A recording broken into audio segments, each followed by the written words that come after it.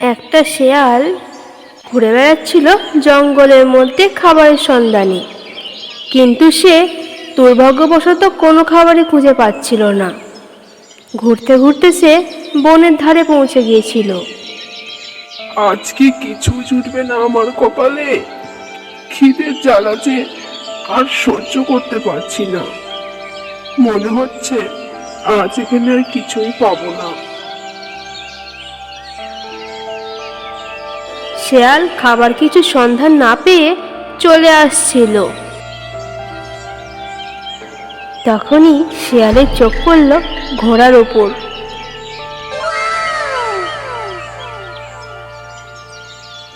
ওই তো একটা ঘোড়া দেখছি। ঘোড়াকে দেখে আমার তো খিদে আরো বেড়ে গেল। কিন্তু আমি কি একা পারবো ওর সাথে?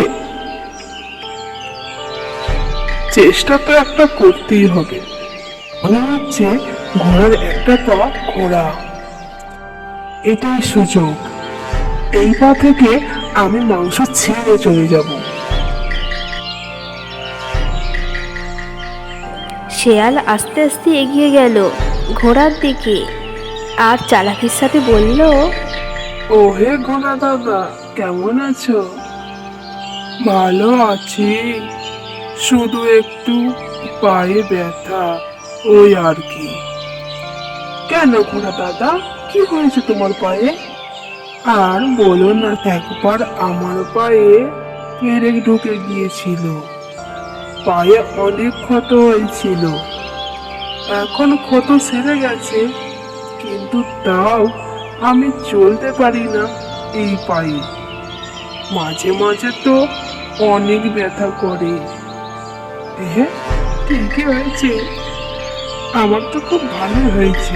এই সুযোগে পা দেখার বাহানা করে তোর কাছে যাব, আর সুযোগ বুঝি পায়ের মাংস ছিঁড়ে নিয়ে চলে যাব।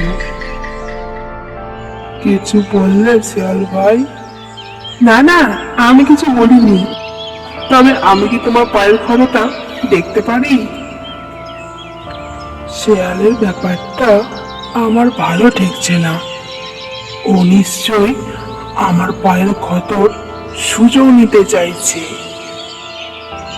দাঁড়া শিয়াল, তোর মজা আমি দেখাচ্ছি। আমার সাথে চালাকি? তুমি আমার পায়ের ক্ষত দেখবে? ঠিক আছে, এসো।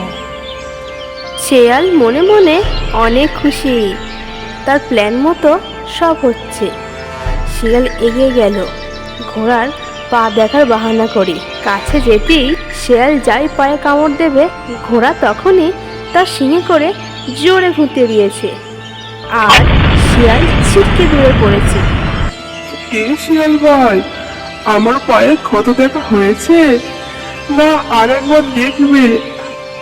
প্রাণের ভয়ে শিয়াল সেখান থেকে ছুটে পালালো।